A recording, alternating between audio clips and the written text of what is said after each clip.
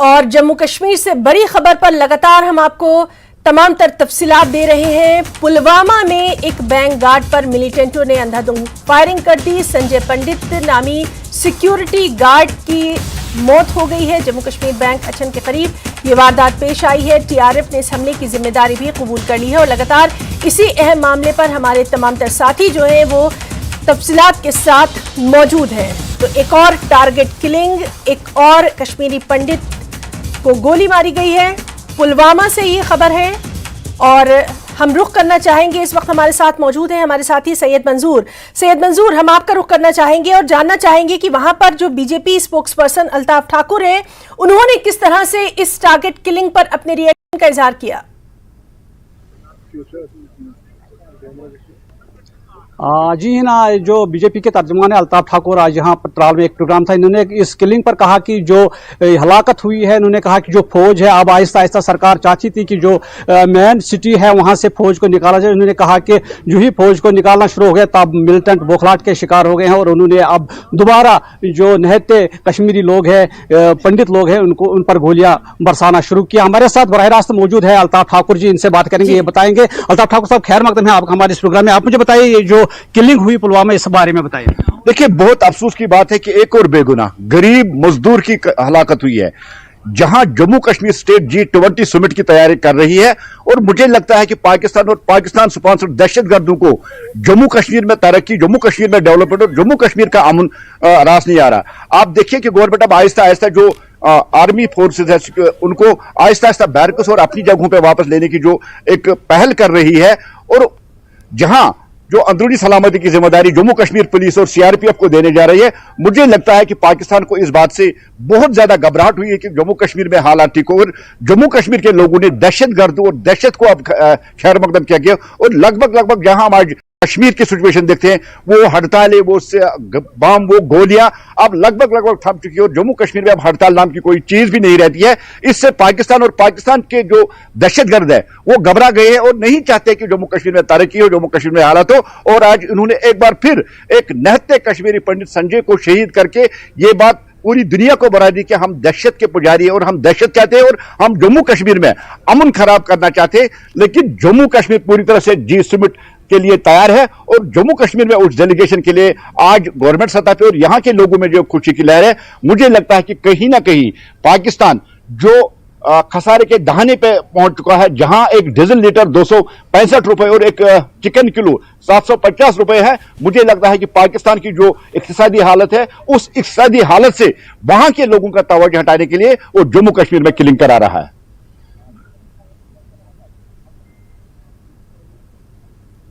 जी मंजूर, तो हमारे साथ मौजूद थे हमारे साथी सैयद मंजूर और उनके साथ बीजेपी की स्पोक्स पर्सन अल्ताफ ठाकुर भी मौजूद हैं। समीर भट्ट हमारे साथ मौजूद हैं। समीर, जिस तरह से हम लगातार देख रहे हैं कि टारगेट किलिंग्स होती जा रही हैं और एक के बाद एक, और खास तौर पर चुन चुनकर ऐसे मासूम लोगों को निशाना बनाया जा रहा है जिन्होंने वहीं पर रहने का अपना मन बना लिया था, जो कि पेश करना चाहते थे इस बात को कि वो अपनी सरजमीन से जुड़े रहना चाहते हैं, लेकिन आज फिर इसको धक्का लगा।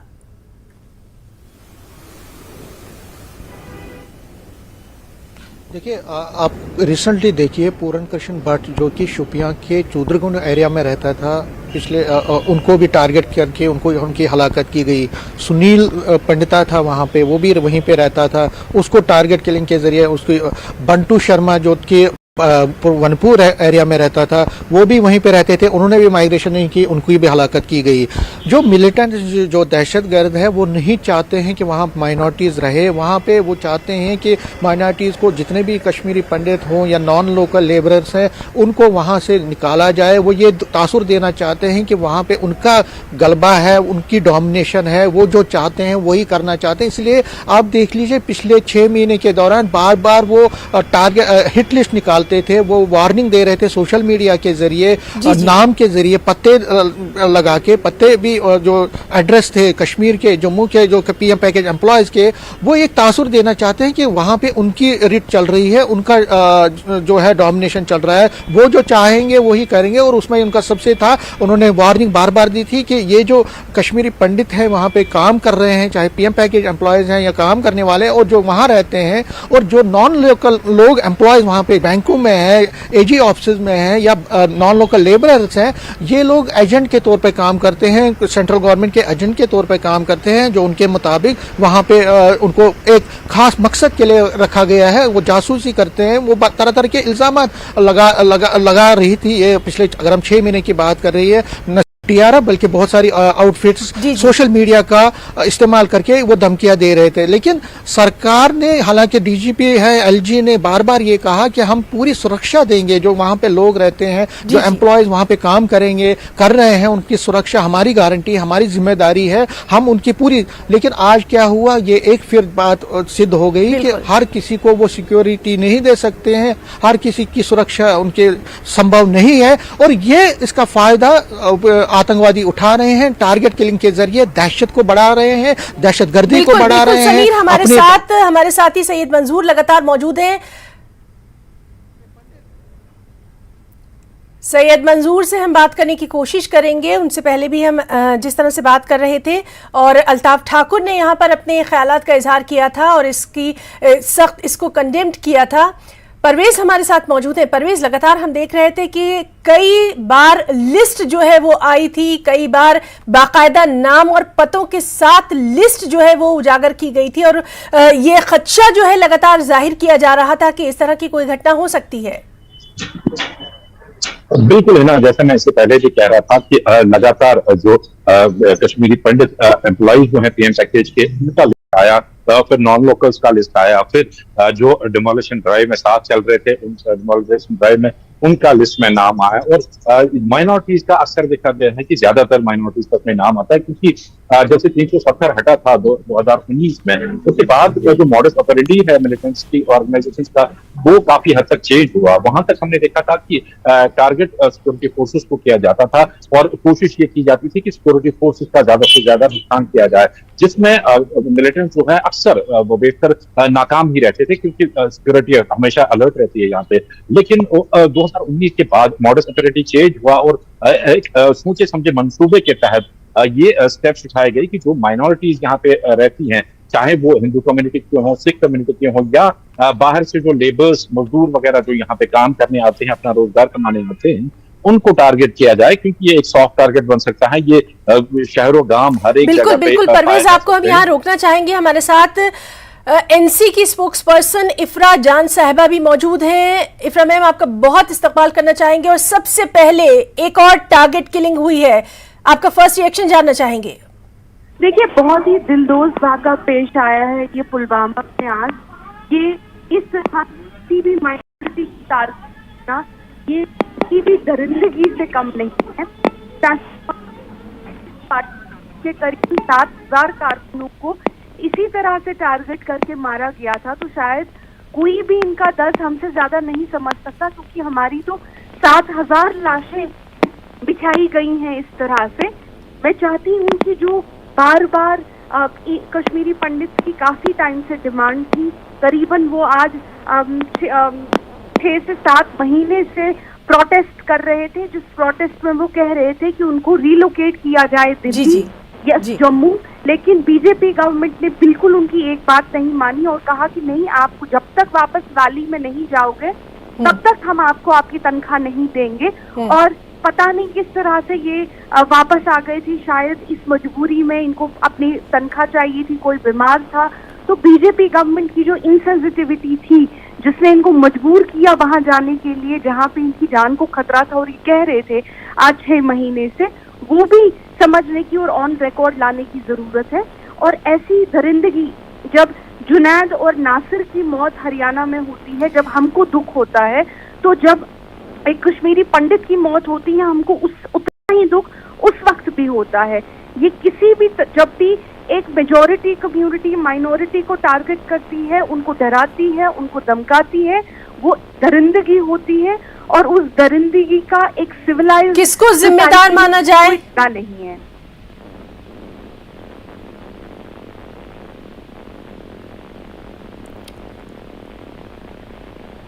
इफ्रा जी, किसको जिम्मेदार माना जाए? देखिए, इसके जिम्मेदार तो वही हैं जिन्होंने इनको मारा है, जो टेररिस्ट हैं जिन्होंने इनको मारा है मोस्ट लाइकली, क्योंकि अभी तो रिपोर्ट्स आ रही है कि टेरर इंसिडेंट की मोस्ट लाइकली ये है, तो ऑफ कोर्स वही है। जिम्मेदार वही होता है जो गन उठाता है, जो मारता है। और लेकिन जहाँ पे हमने जम्मू एंड कश्मीर को देखा है, जम्मू एंड इफ्रा जी यहाँ पूछने का मतलब ये था कि लगातार हम देख रहे हैं कि इस तरह के वाकयात होते हैं, उसके बाद कुछ ऐसे बयानात सामने आते हैं जिनके लिए कहा जाता है कि सियासत नहीं होनी चाहिए, कंडेम्ड होना चाहिए, उसकी निंदा की जानी चाहिए। और आज जब एक टारगेट किलिंग हुई है तो इन तमाम चीजों के लिए किन हालात को जिम्मेदार करार दिया जाए? जो बाकी जो तफ्तीश है वो तो होती रहेगी, जिस तरह से तमाम तर खबरें आ रही हैं उस पर भी लगातार नजर बनी हुई है, लेकिन जो सियासी बयानात आते हैं जिन पर खास तौर पर नुक्ताचीनी की जाती है, उनके ताल्लुक से क्या कुछ कहना चाहेंगी आप? देखिए, या तो आपको सियासी बयान किसी भी सूरत में नहीं लाने हैं। जब 2002 गुजरात की बात करें तो आपको सियासत की बात नहीं करनी है। जब आप 1989 में कश्मीरी पंडित्स के पहले जब वो निकले माइग्रेशन की बात करेंगे या फोर्स्ड माइग्रेशन की बात करेंगे, आपको तब भी सियासत की बात नहीं करनी किसी पॉलिटिकल पार्टी की। और जब आज जो आप वाक़े देख रही हैं, आज भी आपको किसी सियासत की बात नहीं करनी। लेकिन हम देखते हैं कि हर मौके पे जो माइनॉरिटीज होती हैं, चाहे वो किसी भी स्टेट में हो, चाहे वो जम्मू कश्मीर में हो, चाहे वो हरियाणा में हो, चाहे वो गुजरात में हो, लॉ एंड ऑर्डर जो है, माइनॉरिटीज की प्रोटेक्शन की जिम्मेदारी जो होती है वहाँ की सरकार की होती है। तो अगर 4 उंगलियां बिल्कुल आप उठाइए उन लोगों पे, टेररिस्ट पे जो इस तरह की दरिंदगी वाली हरकतें करते हैं, लेकिन कहीं ना कहीं सवाल जो है इंतजामिया पे भी उठते हैं, लॉ एंड ऑर्डर पे भी उठते हैं कि क्यों लॉ एंड ऑर्डर बार बार।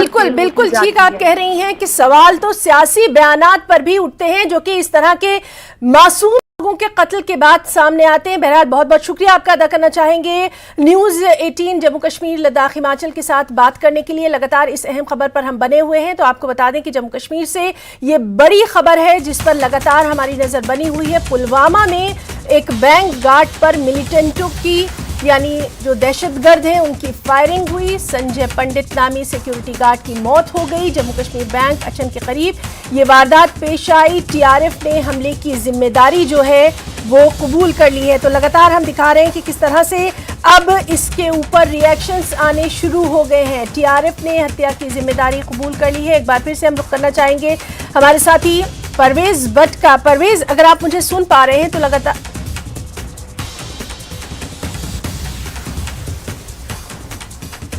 लगातार हम अपने तमाम तर साथियों के साथ मौजूद हैं। यहाँ पर जो ग्राउंड रियलिटी है वो आपके सामने हम पेश कर रहे हैं, किस तरह से एक के बाद एक लगातार ये टारगेट किलिंग जो है वो सामने आई है। इस वक्त रुकना चाहेंगे एक छोटे से ब्रेक के लिए। तो लगातार इस अहम खबर पर हम बने हुए हैं। जम्मू कश्मीर से बड़ी खबर है जहां एक और टारगेट किलिंग सामने आई है। कश्मीरी पंडित संजय शर्मा की हत्या आतंकियों ने गोली मारकर कर दी। पुलवामा के अचन में ये वारदात हुई है। आपको बताएं कि संजय शर्मा बैंक गार्ड के पद पर कार्यरत थे। टीआरएफ ने हमले की जिम्मेदारी कबूल कर ली है। हमारे साथ हमारे एक और साथी जहूर रिजवी भी इस वक्त जुड़ रहे हैं। जहूर, आपका रुख करना चाहेंगे, क्या कुछ अपडेट है आपके पास, क्या कुछ तफसीलात हैं?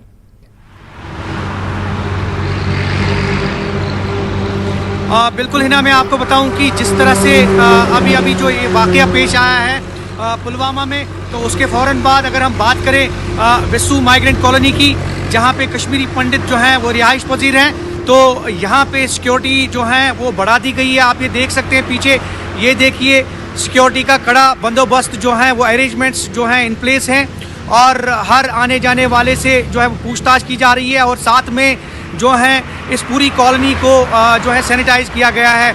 जैसा कि अभी जो वाकया पेश आया, उस वाकये के चलते जो हैं, हालांकि अब चूंकि स्कूल भी खुलने वाले हैं 1 मार्च को, और उसके चलते जो हैं यहाँ पे जितने भी कश्मीरी पंडित मुकीम हैं, माइग्रेंट कश्मीरी पंडित, वो भी ड्यूटियों पे जो हैं वो मामूर किए जा रहे हैं।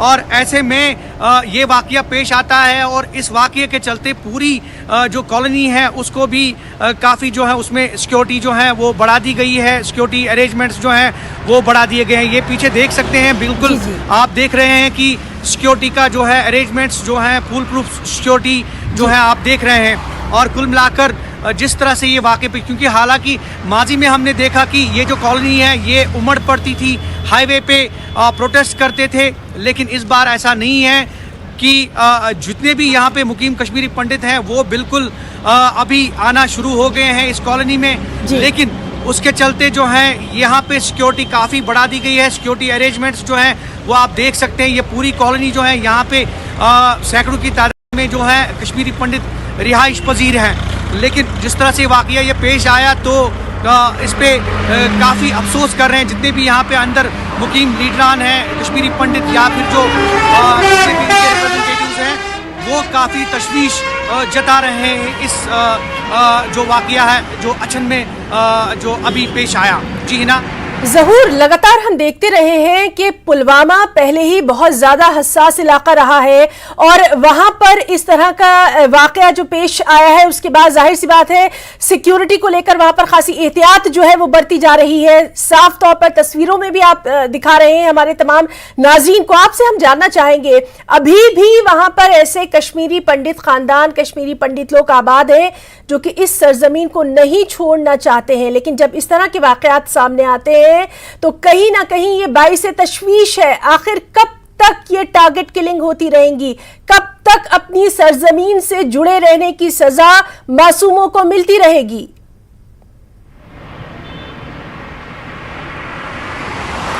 बिल्कुल है ना। अगर हम बात करें साउथ कश्मीर में अभी भी काफ़ी तादाद में जो हैं कश्मीरी पंडित रिहाइश पजीर हैं और वो अभी भी ज़रूर रोकना चाहेंगे। हमारे साथ एक बहुत ही खास मेहमान कवेंद्र गुप्ता जी भी मौजूद हैं, बीजेपी के सीनियर लीडर हैं। कवेंद्र गुप्ता जी, एक और टारगेट किलिंग, एक और ऐसी सुबह जिस पर सभी को अफसोस है, आप क्या कुछ कहना चाहेंगे सर?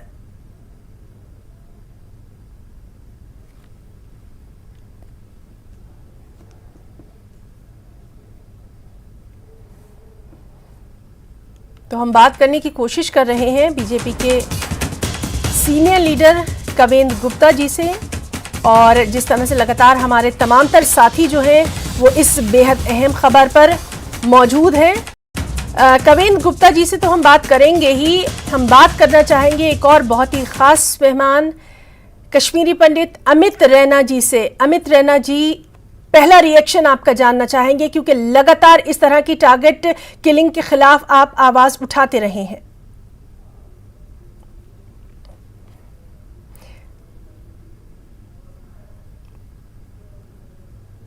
अमित रैना जी, आप मुझे सुन पा रहे हैं? हेलो अमित रैना जी, एक और टारगेट किलिंग, एक और बार एक ऐसी सुबह जिस पर सभी को अफसोस है, आखिर कब तक? देखिए, पिछले 3 साल से निरंतर कश्मीरी हिंदुओं के और हर उस भारतीय की जो शेष भारत से कश्मीर में नौकरी करने जा रहा है उसको टारगेट किलिंग बनाया जा रहा है। और ये पिछले 3 साल से निरंतर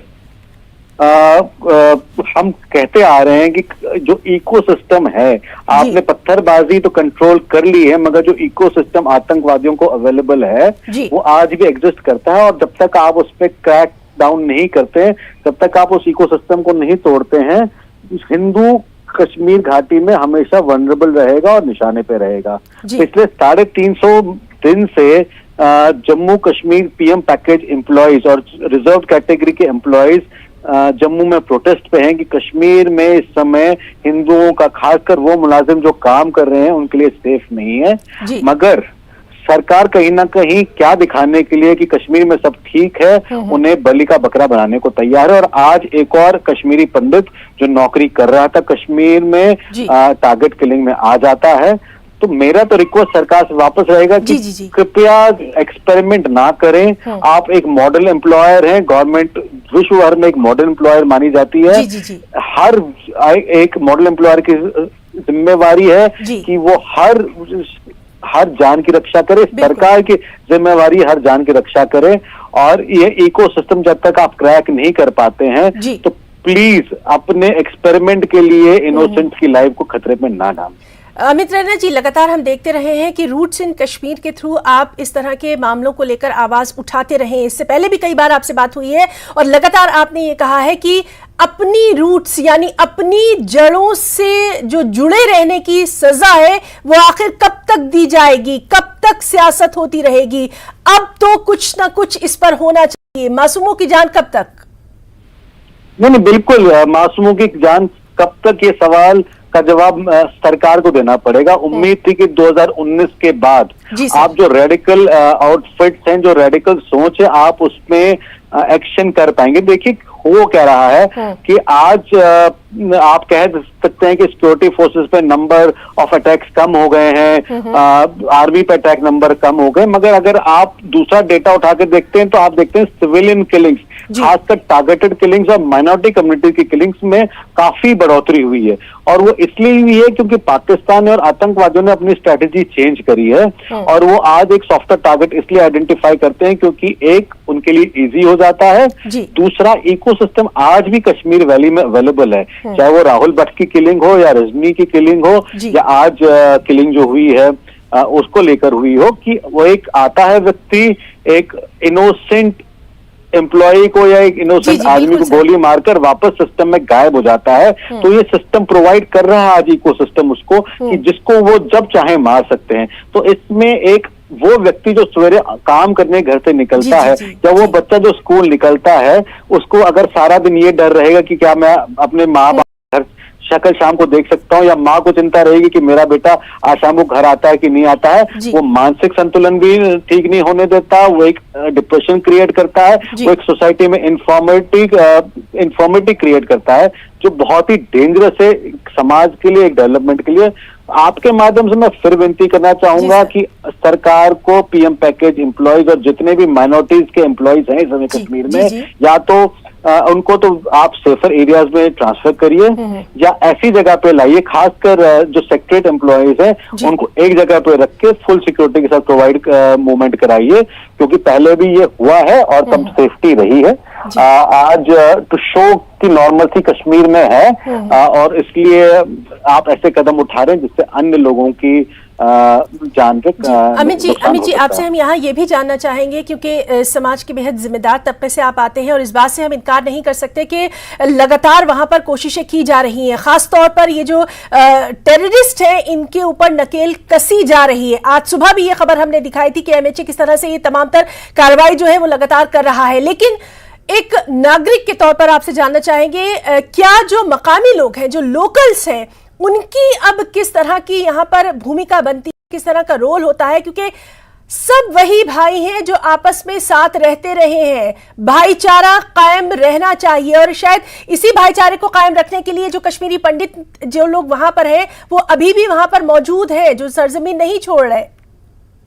देखिए, जब तक जो इकोसिस्टम आज अवेलेबल है इन टेररिस्ट के लिए जी, और वो आप की लोकल सोसाइटी में ही अवेलेबल है, मैं अब अगेन फिर कहना चाहता हूं कि उसमें मेजॉरिटी कम्युनिटी शायद ना इन्वॉल्व हो, वो एक सर्टेन सेक्शन, एक स्मॉल सेक्शन ही इन्वॉल्व हो, मगर क्योंकि इकोसिस्टम ऐसा है जो आप आइडेंटिफाई नहीं कर सकते जी सर, तो इसमें हमेशा दो कम्युनिटीज के बीच शंका रहेगी, क्योंकि आपको पता नहीं चलेगा कि कौन इन्वॉल्व है और कौन इन्वॉल्व नहीं है। तो जब तक आप इस इकोसिस्टम प्रोवाइड करने वालों को आइडेंटिफाई नहीं करते हैं, उन्हें पब्लिकली आइडेंटिफाई करके दिखाते नहीं हैं और उसको क्रैक नहीं करते हैं, the distance between the two communities सिर्फ बढ़ेगा, कम नहीं होगा।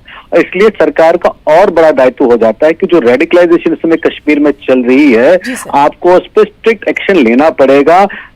आप उसको स्प्रेड होने से रोकना पड़ेगा, क्योंकि रेडिकलाइजेशन सबसे बड़ा इशू है कश्मीर का, जो आज कश्मीर को इस हालत पर ले आया है। ये वो भूमि है जिसे ऋषि भूमि कहा जाता था, और ऋषि कश्मीर में सूफी संत होते थे, वो मुस्लिम प्रीचर्स होते थे जो सूफी थे, मगर कहा ऋषि जाता था क्योंकि ये कश्मीरियत की खासियत थी कि हम एक दूसरे के धर्म से सीखते थे और आगे बढ़ते थे। बट रेडिकलाइजेशन कश्मीर में इतनी बढ़ गई है कि आज दोनों कम्युनिटीज के बीच में ट्रस्ट डिस्ट्रस्ट बढ़ता जा रहा है, और ये इस लेवल तक ना बढ़ जाए कि दोनों कम्युनिटीज में फिर ये ट्रस्ट कभी वापस ना आ सके। तो इसलिए सरकार का दायित्व बनता है कि जब तक हालात ठीक नहीं होते, माइनॉरिटी किलिंग नहीं रुकती है, तब तक हिंदुओं को सेफर एरियाज में ट्रांसफर कर दिया जाए। जब हालात उतरेंगे, ठीक होंगे, तो बिल्कुल हर कोई अपने घर से दूर नहीं रहना चाहता, बिल्कुल वापस घर जाएंगे। बिल्कुल सर, बहुत बहुत शुक्रिया अदा करना चाहेंगे। बहुत ही बेबाकी के साथ आपने यहाँ अपने तमाम ख्यालात का इजहार किया है। हमारे साथ मौजूद थे रूट्स इन कश्मीर के लीडर अमित रैना जी, जिनसे लगातार इस तरह के मामलों पर हम रिएक्शंस लेते रहे हैं, और उन्होंने भी साफ तौर पर ये कहा है कि अब सख्त कदम उठाने की बारी जो है वो आ गई है। और जिस तरह से हम लगातार देख रहे हैं कि एक और टारगेट किलिंग जो सामने आई है, उस पर चश्मदीद गवाह का एक रिएक्शन हमारे पास है, वो भी जरा आपको दिखाते हैं कि क्या कुछ कहा है उन्होंने। मैं सवेरे आ गया ड्यूटी पर एटीएम पर।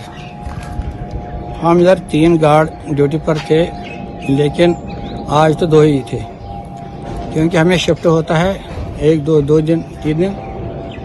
ये भी एटीएम गार्ड था, लेकिन जब तो हालात तो खराब हो गए तो एसपी साहब ने इसको बोल दिया तो तू घर पर रहो, ड्यूटी पर मत आ।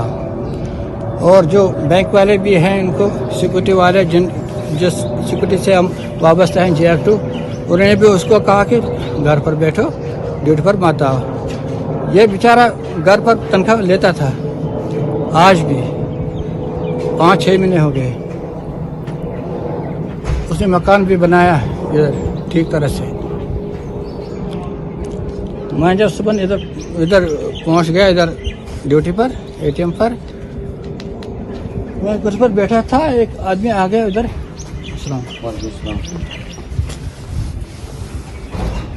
पैसे निकालने के लिए। मैंने इसको कहा ये ठीक नहीं है, आप जाओ। इसी अवस्था में 2-3 फायर हो गए। मुझे ये मालूम हो गया कि कोई गाड़ी इस पर लगी, इस पर गाड़ी लगी। किस पर गाड़ी उस पर लग गई, इस पोल के से। लेकिन 2-3 आदमी इधर गए, तो नीचे पर गया, उसकी बीवी उसके पास थे, पीछे थी, वो दुकान के पास। सर, जो ये संजय शर्मा, ये बर्थ का ही कहीं का रहने वाला है, जम्मू का रहने वाला है? नहीं, यहाँ का ही रहने वाला है। और सीधे रुख करेंगे, हमारे साथ मौजूद हैं बीजेपी के सीनियर लीडर कवेंद्र गुप्ता जी। कवेंद्र गुप्ता जी, एक और टारगेट किलिंग, एक और ऐसी सुबह जिसके बाद लगातार इसकी निंदा की जा रही है। आपका भी रिएक्शन जानना चाहेंगे कि आखिर कब तक बेकसूर लोगों का खून बहता रहेगा? देखिए, आतंकवादियों ने बहुत से इस प्रकार की टारगेट किलिंग पहले भी की थी, और कायराना हरकत आज भी हुई है जी। सुरक्षा बलों की तरफ से अच्छा काम किया गया, तभी पत्थरबाजी, ये जो मिलिटेंट के जनाजे में लाखों की तादाद में लोग चलते थे, जो हुर्रियत की तरफ से कैलेंडर जारी होता था, इन सभी चीजों पर लगाम लगाई गई है। सुरक्षा बल समय समय पर अपनी रणनीति भी चेंज करते हैं, लेकिन जो आज 40 साल से लगातार वहां रह रहा एक व्यक्ति संजीव, उसकी हत्या होना दुखद है। हालांकि सुरक्षा वाले उसको छोड़ने वाले नहीं है। बहुत सी ऑर्गेनाइजेशन पर बैन लगाया जा रहा है, और जो इन्फॉर्मर्स हैं उनको टर्मिनेट भी किया गया है, जो आज भी ओवरग्राउंड वर्कर, वर्कर जो है, उनको भी काफी एक्शन लिया गया है। तो मुझे लगता है कि दुखद घटना है। परिवार के प्रति संवेदना व्यक्त करता हूँ। जल्द उन लोगों को मार गिराया जाएगा, और खास करके जो जब इस प्रकार की घटना होती है तो एक चिंता होना स्वाभाविक बात होती है। पहले से ही कुछ कश्मीरी पंडित जो सड़कों पर हैं, वो क्योंकि किलिंग्स पहले हुई है, सरकार भी इसका संज्ञान ले और सुरक्षा और मुझे सम्मान के साथ दोबारा उन लोगों पर कोई निर्णय ले। तो आज की ये जो घटना है निश्चय ही दुखद है। बिल्कुल सर, बेहद दुखद ये घटना है। और एक चूंकि इतने सीनियर लीडर आप रहे हैं, वहाँ की सियासत को आपने बेहद करीब से देखा है, वहाँ के हालात को बेहद करीब से देखा है, और लगातार हम देख रहे हैं कि बाकायदा लिस्ट के साथ कई ऐसी लिस्ट आती हैं जिसमें आतंकवादी जो हैं वो नाम और एड्रेस के साथ इस तरह की लिस्ट लगाते हैं। खौफ का होना लाजमी बात है, और इस तरह की जब घटनाएं सामने आती हैं, कहीं ना कहीं तमाम जो लोग हैं, खास तौर पर जो टारगेट किलिंग का लगातार शिकार हो रहे हैं, उनमें सुरक्षा की भावना किस तरह से पैदा की जाएगी? तो एक एक जान हमारे लिए कीमती है, इसमें कोई दो राय नहीं है। सरकार है तो सुरक्षा पर अपना बलिदान देकर वही उन्होंने आज जम्मू कश्मीर को वहां पर ला करके खड़ा किया है जहां लगातार मिलिटेंसी का बहुत बड़ा दौर था। 30 साल जो हमने देखा, आज व्यवस्था सुलझी है, लेकिन मुझे लगता है कि और भी ध्यान देने की जरूरत है। प्रशासन इस पर संज्ञान लेगा, अच्छा काम कर रहे हैं हमारे सुरक्षा बल। बिल्कुल जी, उनको कोई डिमोलिशन नहीं आनी चाहिए। मुझे लगता है कि नई रणनीति बना करके नई तरीके से इन लोगों को मारा जाए। बिल्कुल। और कविन गुप्ता जी, आपसे ये हम जरूर जानना चाहेंगे कि आपको नहीं लगता कि एक बाकायदा पॉलिसी बनाने की ज़रूरत है जिसमें उन तमाम लोगों को शामिल किया जाए जो कि वहाँ के बारे में सोचते हैं, वहाँ के बारे में तमाम जो लोग हैं उनसे वो जुड़े रहे हैं, क्योंकि ज़मीनी हालात आप जैसे लोगों को ज़्यादा पता है। आप लोग अगर एक बाकायदा पॉलिसी बनाने के लिए सामने आएंगे तो कहीं ना कहीं ये टारगेट किलिंग रुक सकती है। निश्चय ही प्रशासन में यूनिफाइड कमांड है, जो अलग अलग हमारे लोग हैं वो भी रहते हैं और स्थानीय लोगों का उनसे पूरी जानकारी देते हैं कौन लोग यहाँ पर एक्टिव हैं। मुझे लगता है कि कहीं ना कहीं खुफिया एजेंसियों का भी एक बहुत बड़ा रोल बन जाता है। जी सर, इससे ये सब संभव हो सकेगा कि आगे से इस प्रकार की घटना ना हो। जी, तो कहीं ना कहीं आपको लगता है कि अब इस मामले में संजीदगी होना चाहिए, एक अमली तौर पे कदम उठाना जाना चाहिए। देखिए, कदम तो पहले भी उठाए जा रहे हैं, लेकिन जो एक वार है, इस वार में कभी कोई हावी हो जाता है तो वाकई में कई बार तो हमारे सुरक्षा बल कई बार उनको निशाना बनाया जाता है। लेकिन एक जो आम व्यक्ति 40 साल से वहां पर रह रहा था, स्थानीय निवासी था, उसको तो जिसके पास कोई सिक्योरिटी भी नहीं थी, ये बड़े सॉफ्ट टारगेट इनको बनाया गया। लेकिन इनकी सुरक्षा व्यवस्था, खास करके जो माइनॉरिटीज हैं, वहाँ पर सिख समाज रह रहा है, वहाँ पर हिंदू समाज रह रहा है, जानबूझकर उनको इस प्रकार की घटनाओं में टारगेट करने की कोशिश की जाती है। इस पर चिंता की जानी चाहिए। बिल्कुल। कविन गुप्ता जी, बहुत बहुत शुक्रिया अदा करना चाहेंगे, आपने इतना कीमती वक्त यहाँ पर दिया और लगातार इस घटना के ताल्लुक से तमाम तर जो अपडेट है, तस्वीरें हैं, वो हम आप तक पहुँचा रहे हैं। हमारे साथी ज़हूर भी लगातार हमारे साथ मौजूद हैं। ग्राउंड रियलिटी जो है हम अपने तमाम तर साथियों के साथ आपके सामने पेश कर रहे हैं। यहाँ रुकना चाहेंगे एक छोटे से ब्रेक के लिए, जल्द लौटेंगे। तो लगातार इस अहम खबर पर हम बने हुए हैं। जम्मू कश्मीर से अब से कुछ देर पहले ये एक खबर आई जहां एक और टारगेट किलिंग का मामला जो है वो सामने आया। कश्मीरी पंडित संजय शर्मा की आतंकियों ने गोली मारकर हत्या कर दी। ये तस्वीरें आप देख सकते हैं उनकी।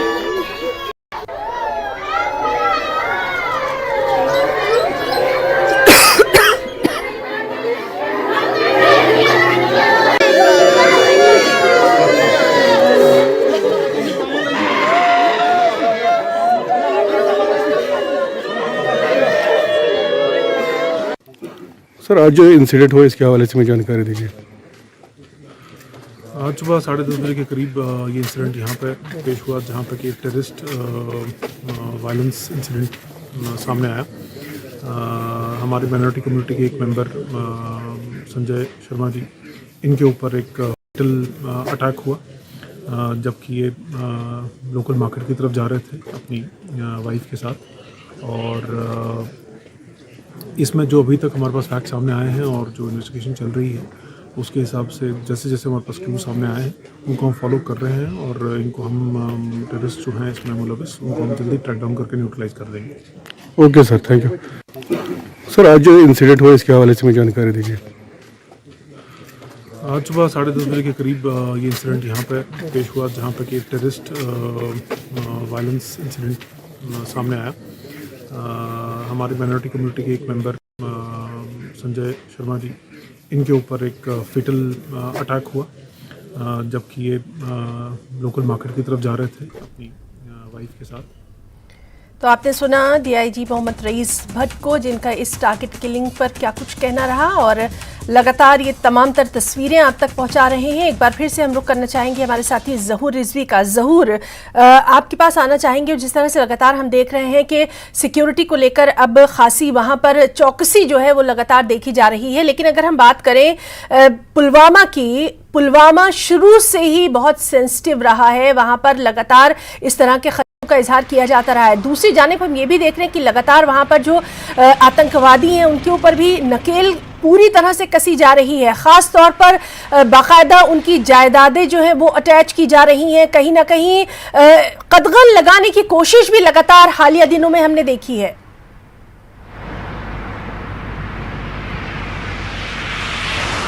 बिल्कुल हिना, मैं आपको बताऊं कि जैसा कि आप खुद भी बता रही हैं, नकेल कसी जा रही है और ये जो साउथ कश्मीर है काफ़ी हॉट बेड है मिलिटेंसी का। अगर हम पुलवामा की बात करें, शोपियान, कुलगाम की बात करें, तो इन तीन अजला में काफ़ी मिलिटेंसी जो है वो पनप रही। हालांकि ये जो एजेंसीज़ हैं उन्होंने नकेल कसने की कोशिश की। अगर आप NIA रेड्स की बात करें या फिर SIU रेड्स की बात करें, तो फिर ये जो रेड्स हैं इनके चलते काफ़ी जो हैं कार्रवाइयाँ अमल में लाई गई। हालांकि कुछ एनकाउंटर्स भी हुए इन तीनों अजला में, लेकिन कुल मिलाकर अगर हम किलिंग्स की बात करें, सॉफ्ट टारगेट्स की बात करें, तो सॉफ्ट टारगेट्स जो हैं लास्ट टाइम भी आपने देखा कि किस तरह से कुलगाम में 2-3 जो माइनॉरिटी से ताल्लुक़ रखने वाले लोग हैं, जैसे रजनी बाला या फिर और 2-3 लोग जो हैं वो जो है मारे गए। उसी तरह से पुलवामा, शोपियान, तो इस तरह के वाक़यात जो हैं वो रोनुमा हो रहे हैं। लेकिन सिक्योरिटी फोर्सेस जो हैं वो काफ़ी मुस्तैदी से काम ले रही है और ऐसे वाक़यात पे रोक लगाने की कोशिश कर रही है। कुल मिलाकर अगर हम देखें कि जो माइनॉरिटी कम्युनिटी है वो भी काफ़ी खौफजदा है। आपने भी लास्ट टाइम देखा कि किस तरह से जो यहाँ पे वेसू माइग्रेंट कॉलोनी है ये सड़कों पे उमड़ आए, चूँकि अपनी सिक्योरिटी को लेकर अपने तहफ़्फ़ुज़ को यकीनी बनाने के हवाले से ये बात कर रहे थे। और इन दिनों भी जम्मू में इसी को लेकर एहतजाज चल रहा है। तो ये जो मिलिटेंसी की आप बात कर रहे हैं और ये जो सॉफ्ट टारगेट्स की बात कर रहे हैं, बिल्कुल यकीनी तौर पे हम कहेंगे कि कल परसों जो 2-3 वाक़यात पेश आए, आरवनी में कल एक शख्स को गोली मार दी गई और आज इस तरह का वाक़या जो पुलवामा में पेश आया है, तो कुल मिलाकर ऐसे वाक़यात पे रोक लगाना जो है सिक्योरिटी फोर्सेस बिल्कुल ज़हूर। और हम यहाँ पर आपका बहुत बहुत शुक्रिया अदा करना चाहेंगे क्योंकि लगातार वहाँ पर जो रिएक्शंस हैं उन पर भी नज़र हमारे बनी हुई है। बहुत बहुत शुक्रिया ज़हूर आपका तमाम तर जानकारी के लिए। आगे भी आपके साथ राब्ता कायम करेंगे। हमारे एक और साथी ईशान वानी भी हमारे साथ मौजूद है। ईशान, हम सीधे जानना चाहेंगे ग्राउंड रिपोर्ट यहाँ पर हमारे नाज़रीन के सामने पेश करिए। आप अपना सवाल ईशान, इस वक्त क्या कुछ तफसीलात हैं आपके पास? जी देखिए, ये तफसीलात है कि पुलिस जो कह रही है उनके हिसाब से फिलहाल उन्होंने पूरे इलाके में जो है गश्त बढ़ा दी है। पूरे इलाके को देखा जा रहा है कि कहीं ऐसे कोई संदिग्ध तो नहीं है जो गोलीबारी कर जो है वहां से फरार हो चुके हैं। और ये टारगेटेड किलिंग का सिलसिला ऐसा लग रहा है कि फिर एक बार तूल पकड़ रहा है, क्योंकि कुछ दिन पहले ही एक जो लड़का था उस पर गोलियां चलाई गई थी अनंतनाग में, और उसके कुछ दिन बाद आज जो संजय नामी व्यक्ति था उस पर भी गोलियां चलाई गई। इस मतलब ये है कि कहीं ना कहीं जो एक चुप्पी थी कुछ महीनों से, उसके बाद फिर से गन जो है उसकी गूंज सुनाई दे रही है साउथ कश्मीर में, जिसके बाद कहीं ना कहीं पुलिस और सुरक्षा बलों को फिर एक बार सिक्योरिटी एस्टेब्लिशमेंट को एक बार फिर से सुरक्षा पर ध्यान देना होगा, क्योंकि काफी ऐसे सारे कश्मीरी पंडित जो हैं सड़कों पर बैठे थे, इनसिक्योर फील कर रहे थे और लगातार धरना दे रहे थे कि उनको जो है शिफ्ट जम्मू कर दिया जाए। लेकिन सरकार ने लगातार यही कहा कि वो शिफ्ट नहीं कर सकते,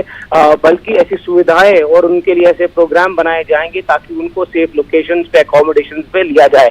आपने इस इंसिडेंट में ये गौर जरूर किया होगा कि जैसे कि पहले वाले वाक़ात में घर पे जाकर या उनके गाँव में जाकर गोलीबारी हुई है, इसमें वो मार्केट में जाते हुए जो है उन पर गोलीबारी हुई है। पुलिस का ये दावा है कि जो गांव है वहां पर पुलिस की तैनाती बिल्कुल जरूर थी, इसी की वजह से शायद बाहर जो है मिलिटेंट्स ने इस पर गोलियां चलाई।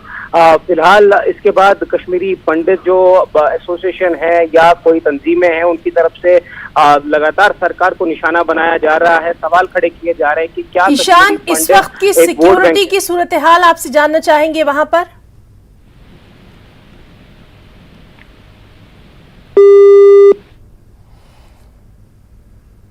तो हम बात करने की कोशिश कर रहे थे, हमारे साथ हमारे रिपोर्टर ईशान वानी मौजूद थे जो कि तफसीलात दे रहे थे। आपको बता दें कि जम्मू कश्मीर से एक बड़ी खबर आज सुबह आई, एक और टारगेट किलिंग, कश्मीरी पंडित संजय शर्मा की आतंकियों ने गोली मारकर हत्या कर दी। और जिस तरह से तमाम तर तफसीलात निकल कर सामने आई हैं कि वो छुट्टी पर थे वो। देखिए, आपको पता है कि अब जो कश्मीर में मिलिटेंसी खत्म हो चुकी है और मिलिटेंटों का सफाया हो चुका है और दहशतगर्दी का लगभग खात्मा हो चुका है, और जिसके तहत गवर्नमेंट ने एक बार ये फैसला ले लिया है कि अब जो फौजें हैं, फौजों को वापस बारकस में और बॉर्डर की तरफ भेजा जाएगा, और जो अंदरूनी सलामती की जिम्मेदारी है वो यहाँ की सीआरपीएफ और जम्मू कश्मीर को पुलिस। मुझे लगता है इसी फ्रस्ट्रेशन में दहशतगर्द कहीं ना कहीं इस बात को दिखाना चाहते हैं कि हम अभी जिंदा है, लेकिन ये अलग बात है कि दहशत का खात्मा बहुत पहले हो चुका, और कश्मीर का लोग अब जो लोग हैं वो अब दहशतगर्दी नहीं चाहते। इस वजह से अपनी प्रसन्नता कहीं कहीं दिखाने के लिए आज एक बेकसूर कश्मीरी पंडित को आज फिर मारना। भारतीय जनता पार्टी इसकी कड़े लफ्जों में मजम्मत करती है, लेकिन एक वादा भी करती है, जिस तरह से आज तक हमने मिलिटेंसी का खात्मा कर दिया और आज भी जिन लोगों ने ये हरकत की है उनको बख्शा नहीं जाएगा, उनको भी जहन्नम तक पहुंचाया जाएगा। ये भारतीय जनता पार्टी का वादा। और किलिंग और मिलिटेंसी, उस पर जो हमारी हमेशा पॉलिसी जीरो टॉलरेंस की रही, उसको बरकरार रख के जिन्होंने आज ये वाक़ा किया है उनको सख्ती के साथ उनके साथ निपटा जाएगा। और दहशत का खात्मा और दहशतगर्दों का खात्मा भारतीय जनता पार्टी की प्रायोरिटी है, हम उस पर ही कार्य। पूर्ण कृत्य में पाकिस्तान द्वारा स्पॉन्सर्ड आतंकवादियों ने टारगेटेड किलिंग्स का जो नया मॉड्यूल है उसके तहत एक संजय शर्मा जो पुलवामा के रहने वाले थे, जिला के, एक बैंक में गार्ड का काम करते थे, मार्केट में किसी काम के लिए गए थे, निर्ममता के साथ उनकी हत्या की है। इस हत्या की निंदा करते हैं और अपनी सांत्वनाएं भी एक दिवंगत आत्मा के परिवार के साथ प्रकट करते हैं, लेकिन साथ ही साथ एक बात बड़ी साफ और स्पष्ट कह देना चाहते हैं कि इस कुकृत्य को करने वाले जो जितने भी आतंकवादी लोग, ताकत या उनके आका हैं, बहुत जल्दी हमारी जांबाज सिक्योरिटी फोर्स उनको ढूंढ के निकालेंगी और सरे अंजाम तक, पाए तकमीर तक उनको पहुंचाएंगे। और पाकिस्तान को फिर एक चेतावनी देना चाहते हैं कि निहत्थे निर्दोष जो नागरिक हैं उनकी हत्याओं से बाज आए पाकिस्तान। सीधे रुख करेंगे, हमारे साथ मौजूद है हमारे साथी समीर भट्ट। समीर, इस वक्त क्या कुछ तफसीलात हैं आपके पास? देखिए, मैं इस वक्त एक जो कश्मीरी पंडित हैं वो माइग्रेंट करके आए थे, लेकिन अचन के एरिया के ही हैं। अचन एरिया जहां पे संजय को मारा गया, आज उनकी हलाकत की गई, उसी अचन से कश्मीरी पंडित हैं अशोक पारमू। इनसे मैं बात करूंगा, संजय के बारे में पूछूंगा और उनकी फैमिली के बारे में पूछूंगा और क्या डिमांड इनकी करेंगे। ये उनके नेबर रहे हैं, हमसाया रहे हैं और माइग्रेशन के बाद भी इन टच ही थे। अशोक जी, आप ये बताएं कि संजय की फैमिली क्यों वहां पे रही थी, उनके साथ वो क्या आपके राब्ते में थे, कब लास्ट बात हुई थी, उस पर पूरा बताएं। मेरा नाम अशोक पारमू है, मैं बेसिकली असम से ही रहने वाला हूँ, लेकिन हमने माइग्रेशन किया 91 में। सिर्फ वहाँ यही एक घर था, इसका नाम था काशीनाथ शर्मा। ये पुरोहित थे, गुरुजी हमारे थे ये। इनके 4 बेटे थे, भूषण लाल, उसके बाद ये संजय जी, उसके बाद दिलीप जी और अशोक जी। ये 4 भाई थे, ये गरीब थे, ये करते उस वक्त ये मतलब माइग्रेशन, लेकिन इनके पास उतना सहारा नहीं था। ये मजबूर होके वहीं रहने, आप गांव वाले भी आगे, आप मत जाओ, चलो ऐसे वैसे कर दिया उन्होंने, वहां रह गए। अब बाद में इसको हम सोच रहे थे कि ये जो संजय है इसको हम थोड़ा ये पुरोहित का काम सिखाएंगे। इसको हमने बोला था कि आप जम्मू आ जाओ, थोड़ा हम सिखाएंगे आपको, 4 पैसे कमाओगे। फिर किसी ने मतलब किसी को दया आई तो इसको गार्ड रखा, उधर जेके बैंक में गार्ड रखा। अब मैं आता जाता था क्योंकि मेरी ड्यूटी थी दरबार के साथ, मैं आता जाता था और मैं मंदिर के साथ वाबस्ता हूँ, मैं वहाँ का प्रेसिडेंट हूँ, स्वामी जगन्नाथ स्वामी का प्रेसिडेंट मैं हूँ। तो मैं वहाँ आता जाता था और चाबी में इनके घर में रखता था। जब भी मैं जाता था बहुत ही वेलकम, इतना मीठा स्वभाव और इतने शरीफ। और इस बेचारे का यही 2 साल पहले एक ऑपरेशन आया था, एक इसका सिर आधा ही है। मुझे समझ नहीं आ रहा, ये जब हमने ये सुना बहुत दुख हुआ, बहुत दुख हुआ। मतलब कहने की बात नहीं है, इसको क्यों मारा इस बेचारे ने, क्या इसका क्या कसूर क्या था इसका? इसने कुछ किया ही नहीं, ये हर एक के साथ काम आता था। जब भी कोई जाता था, हाँ जी हाथ जोड़ के बोलता था, जनाब क्या करना है, मुसलमान भाई आता, हिंदू भाई आता था। लेकिन इस बेचारे ने क्या किया, ये तो हाल है। गवर्नर साहब हमें बोलता है आप जाओ रिहेबिलिटेशन, ये देखो ये वहां ही इन्होंने माइग्रेशन की नहीं थी आज तक। इस बेचारे का क्या कसूर था? इसके छोटे बच्चे हैं, मुझे लगता है 3-4 साल के 3-4 बच्चे हैं, 3 बच्चे हैं इसके। अब क्या करेगा? इसकी बीवी वो मर रही है इस वक्त अस्पताल में, हम देख रहे थे जब वो चला रही थी। मैं क्या करूँ, कहाँ जाएगी इस बेचारे का भी अब सोचा चाहिए। गवर्नर साहब से अपील कर रहा हूँ कि इस बेचारे का अब सोचो कुछ। अब तो ये मर गया, लेकिन अब इसके पीछे अब ये जो ये रह गए हैं मतलब फैमिली इसकी, इसका कुछ ख्याल रखे। लास्ट टाइम कब बात हुई थी संजय से? लास्ट टाइम ये 2 महीने पहले। अच्छा, क्या बोल रहे थे? बिल्कुल मेरे साथ आते थे, चाबी में इनके मंदिर की चाबी में इनके घर में रखता था, मेरे साथ आते थे। वहां हर एक चीज जो हम काम करते थे, हाथ बटाते थे, हर एक चीज कोई भी मुसलमान भाई बुलाता था, वहां के मुसलमान भाई भी बोलेंगे। इसको कोई ऐसा नेचर, इसका स्वभाव इतना अच्छा था। हैरान होते हैं जब जिसने ये सुना कि इसकी वो हत्या कर दी गई है, हैरानी की बात है। लेकिन मुझे एक चीज बताएं, आप तो चले गए, वहाँ कितने 27 फैमिलीज रहती थी असल में, 27-28 तो फैमिली। ये नहीं, आप कहते थे इनको वापस? आप हमने बोला था इनको, लेकिन ये बेचारे गरीब थे। इन्होंने बोला हम क्या करेंगे वहां पर, बाप एक कमाई है, यहाँ तो हमें घर पता है, वो करेंगे। जो थोड़ी जमीन थी, थोड़ी सी, ज्यादा नहीं थी, थोड़ी सी जमीन थी। इन्होंने नहीं माना। हमने इनको बहुत कोशिश की कि हम इनको सिखाएंगे, चलो ये शास्त्रीय विद्या सिखाएंगे, कुछ सिखाएंगे, लेकिन इन्होंने बोला नहीं, हमारे यहाँ के भाई हैं। उन्होंने बोला मत जाओ। वो हमें साथ दे रहे हैं और आज तक साथ दे रहे थे। इनके भाई जो इनके पड़ोसी थे वो उनके साथ दे रहे थे। अब समझ नहीं आ रहा ये अचानक कैसे हो। मैं खुद परेशान हूँ। या तो इसका कोई नुक्स होता, कोई मैं बोलता नहीं भाई मेंटली है, कुछ गड़बड़ करता है। बेचारा इतना शीतल स्वभाव का बंदा था, कुछ पता नहीं है, इनोसेंट बंदा था। जी समीर, बिल्कुल आपके साथ लगातार हम राब्ते पर हैं और साथ ही साथ बिलाल हमारे साथ मौजूद हैं। बिलाल, इस वक्त आप कहां पर मौजूद हैं और क्या कुछ आपके पास तफसीलात हैं? बिलाल, इस वक्त आप कहां पर मौजूद हैं और क्या कुछ आपके पास तफसीलात हैं? देखिए, मैं बस वक्त उसी स्पॉट पर हूँ जिस स्पॉट पे ये इंसिडेंट हुआ है। ये अत्सन का है। यहाँ पर जेके बैंक भी है जहाँ पर ये सिक्योरिटी गार्ड तैनात था। तो जो ये गली है मेरे पीछे, इसी गली में ये इंसिडेंट हुआ। तो इस वक्त यहाँ पुलिस एडमिनिस्ट्रेशन के सारी जो ऑफिसर्स है यहाँ मौजूद है। डीआईजी साउथ कश्मीर जो है, जिससे हमारी अभी बात हुई है, तो उनका भी यही कहना है कि जो कल्प्रिट्स इसमें है उनको तलाश करने की कोशिश जारी है और पूरे इलाके में जो है मुहासरा वो जारी है। तो अभी तक यहाँ पर अगर देखा जाए, यहाँ यही सूरत हाल है। जो मुकामी लोग हैं वो भी इस दुख में इस पंडित घर के शामिल है, शाना बशाना है, और कोशिश की जा रही है। जो लास्ट राइट्स है उसमें अब जो तैयारियां हैं यहाँ के मुकामी जो मुसलमान हैं वो कर रहे हैं इस वक्त। जी हिना। बिलाल, आपसे हम इस वक्त ये भी जानना चाहेंगे, वहां पर लगातार रिएक्शंस जो है वो सामने आ रहे हैं, क्या कुछ आपकी वहां पर बात हो पाई है लोगों से, क्या कुछ कहना है?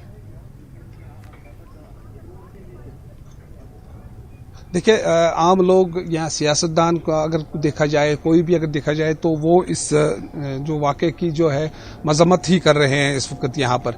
क्योंकि जो सदियों से जो भाईचारा आ रहा है कश्मीर में वो आज भी यहाँ कायम है। चाहे 40 साल की मिलिटेंसी भी रही, लेकिन जो भाईचारा है वो हमेशा यहाँ कायम रहा है। उसमें कोई भी फ़र्क नहीं आया है, चाहे हिंदू है, चाहे मुस्लिम हो या सिख हो। तो हर किसी के दुख सुख में यहाँ पर लोग जो है आपस में शामिल रहते हैं। और ये वाक़या जो पेश आया, इसमें काफ़ी लोगों में खौफ भी है, गम भी है और गुस्सा भी पाया जाता है। क्योंकि एक आम शहरी की हलाकत इस तरह होना, जो कि एक छोटा सा एम्प्लॉई था, तो उसके बिना पर लोगों में भी काफ़ी गम व गुस्सा यहाँ पर देखने को मिल रहा है। जी बिलाल, सिक्योरिटी को लेकर क्या तस्वीरों के जरिए आप हमारे नाज़रीन तक पहुंचा सकते हैं?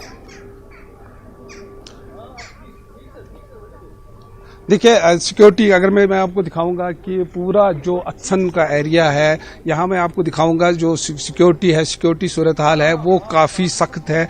और जो जितने भी एरिया है यहाँ अत्सन के आने और जाने के जितने भी एंट्री और एग्जिट पॉइंट है, उनको फोर्सेस ने सील किया गया है और सबसे पूछताछ की जा रही है और तहकीकात की जा रही है। मैंने पहले भी आपको दिखाया, यहाँ पर डीआईजी साउथ कश्मीर है, वो खुद इस जो सूरत हाल है इसकी वो जायज़ा ले रहे हैं। और यहाँ पर डीसी पुलवामा जो है बसीरुल हक चौधरी साहब, वो भी इस हवाले से यहाँ पर जो हालात का जायजा ले रहे हैं। और ये देखा जा रहा है आया इसमें जो मुलव्वस अफराद है उनके खिलाफ कड़ी कार्रवाई की जाएगी, और यही ये लोग अफसान कह रहे हैं। बिलाल, आपसे ये भी जानना चाहेंगे, वहां पर और इस तरह की कितनी फैमिलीज जो है आबाद हैं? देखिए, मिलिटेंसी से पहले यहाँ तकरीबन जो 30 के करीब घराने जो है पंडित घराने आबाद थे। इस वक्त 2 से 3 घराने जो है वो रिहाइश पजीर है। तो इस सिलसिले में जो अभी तक जो ये रिहाइश पजीर थे, इन्होंने माइग्रेशन नहीं की थी। इसके जो इसका सुबह एक भाई है उसने माइग्रेशन की थी, लेकिन इसने माइग्रेशन नहीं की थी, इसने तरजीह दी थी यहीं पर।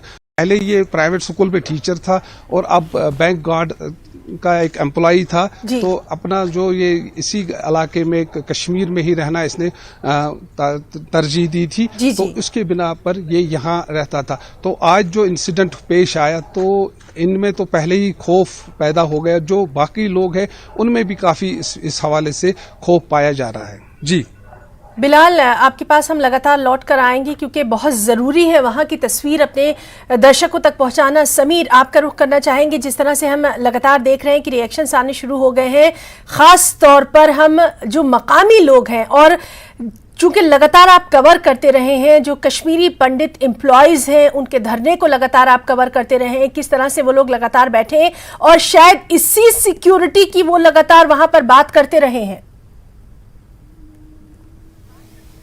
जी बिल्कुल हिना, आपने सही कहा और यही सिक्योरिटी के जो इश्यूज हैं।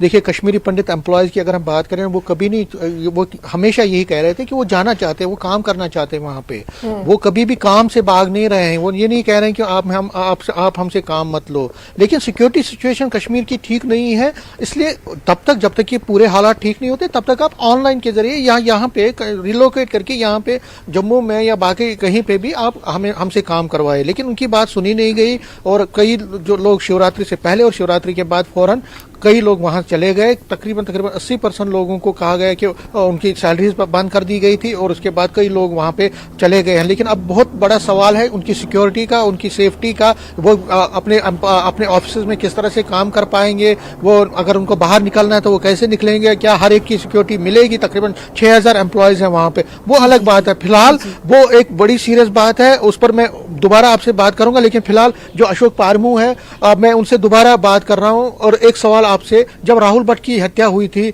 जब रजनी बाला की हत्या हुई थी, पूरन चंद की हत्या, तो आपने संजय को बोला था या उनकी जो घर वाले हैं उनको जाता था उनके घरों में, उनको बोला था कि आप यहाँ बिल्कुल मैं उनको बोला आप सेफ हो। कहते हमारे जब तक ये भाई यहाँ पर हैं हम सेफ हैं, हमारे मुस्लिम भाई जो यहाँ हैं हम सेफ हैं, ये जब इनका साथ हमारे है। लेकिन आज समझ नहीं आ रहा ये कैसे क्या हुआ। अगर ये बोल रहे थे कि हमारे भाई साथ है, आज कहाँ गए वो भाई? अगर वो भाई साथ है, आज क्यों नहीं भाई सामने आए कि उसको बचाया? अगर वो भाई उनको बोल रहे थे भाई नहीं उधर ही रुको, आज उनका फर्ज बनता था कि सामने आए। तो सिक्योरिटी थी, कोई वहां पे सिक्योरिटी रखी? वो ये रखी कुछ दिनों के पहले, लेकिन ये बेचारा गया था मार्केट। क्या रखा था, पुलिस या सीआरपीएफ? पुलिस ये गया था मार्केट कुछ सौदा लाने के लिए। अब वहां कहाँ सिक्योरिटी साथ साथ जाएगी? ये तो मतलब बहुत क्या है कि अनहोनी, मतलब ये नहीं होना चाहिए था। और क्या है, ये इस वक्त किसी ने कहा, कहते हैं ये करते हैं जो इनोसेंट बंदा है ताकि पैनिक हो जाए। इनका यही काम है कि इनोसेंट बंदे को मारो, जिनका कोई मतलब जो हैंडीकैप्ड हो। तो आप क्या डिमांड करते हैं आप गवर्नमेंट से कि इनको एम्प्लॉयमेंट मिलनी चाहिए कुछ? सही बात है, ये बेचारे छोटे छोटे बच्चे इसके हैं, इसकी बीवी जाएगी कहाँ, इसके बच्चे जाएंगे कहाँ? इनका ख्याल रखना है गवर्नमेंट को, महोदय को इनको ख्याल रखना है बच्चों का। जब तक इसकी वहां की जॉब मिलेगी, वो बच्चों को कम से कम फ्री, जब तक वो बड़े हो जाएंगे फ्री वो एजुकेशन मिले। और जो जिन्होंने हलाकत किया, आप डिमांड करते हैं कि जल्द डिमांड करते हैं उनको सरेआम चौराहे पर उनको गाड़ दो, चौराहे पर उनको सजा दो, चौराहे पर उनको फांसी दे दो। अगर हम इस गांव की बात करें, आपने कहा 27 से 30 और एडजॉइनिंग में जो गांव है वहां पे भी कश्मीरी पंडित थे। वहां पर है, पास में गांव में गढ़मुख वहां एक घर है, तुमलाल वहां 2 घर हैं, टहाब वहां 4 घर हैं। मतलब हर गांव में अब इन्होंने सिक्योरिटी रखी है। लेकिन सिक्योरिटी है घर में, सिक्योरिटी क्या है? वो घर वाले उठते हैं पहले, सिक्योरिटी जागती है बाद में। सिक्योरिटी किस काम की है? वो जाते हैं बाजार, अब सिक्योरिटी घर में, तो सिक्योरिटी का क्या फन है? सिक्योरिटी का कोई फन नहीं है। वो खुद कहते हैं उनको कि हम खुद सेफ नहीं, हम आपकी क्या सेफ्टी करेंगे। आप एक काम करो, आप सीआरपी मंगाओ, बीएसएफ मंगाओ, ताकि हम भी सेफ रहें।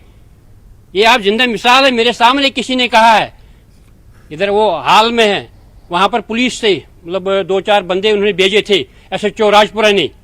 पुलिस वाले खुद बोल रहे हैं हम खुद सेफ नहीं हैं, इनको बोलो कि सीआरपी भी हमारे साथ भेजो, फिर आप भी सेफ हो हम भी सेफ हैं। कहाँ की सेफ्टी है? ये गवर्नर साहब बोल रहे हैं जैसे कि हमारे बच्चों को फिर बुलाया, तनख्वाह बंद कर दी, आज फिर वो मजबूर हो गए, 8-8 महीने से उनकी तनख्वाह बंद है, आज वो फिर गए। अब वहां जाके क्या करें? वो उनको बोलता है नहीं कोई बात नहीं है, कुछ नहीं वो होगा। ये इसका क्या जवाब दे रहा है गवर्नर साहब? इसका जवाब देना गवर्नर साहब, इसका जवाब जहाँ पे जाइए, जवाब क्या है गवर्नर साहब? ये वहाँ पे जो जितने माइनॉरिटीज अब रहते हैं, आपको क्या लगता है कि क्या गवर्नमेंट को करना चाहिए, क्योंकि अब उनकी सेफ्टी का भी सवाल। मैं बता दूं, इससे अच्छा जैसे कि 90s में है, ये आपके वसात में वहां पहुंचनी चाहिए बात। 90s में ये शुक्र है कि उस वक्त ये महोदय मनोज गवर्नर नहीं थे, आज फिर ये कोई भी हिंदू बचता नहीं, आज कश्मीर पर कोई जिंदा नहीं होता अगर उस वक्त इस जैसा गवर्नर होता। अच्छा एक चीज बताता हूँ, आपने संजय की बात की, अगर हम संजय की बात कर रहे हैं, उसकी फैमिली है अब तो बिल्कुल बिल्कुल समीर, और लगातार अपने तमाम तर साथियों के साथ अपडेट हम अपने दर्शकों तक पहुंचाते रहेंगे। फिलहाल यहां रुकना चाहेंगे एक छोटे से ब्रेक के लिए।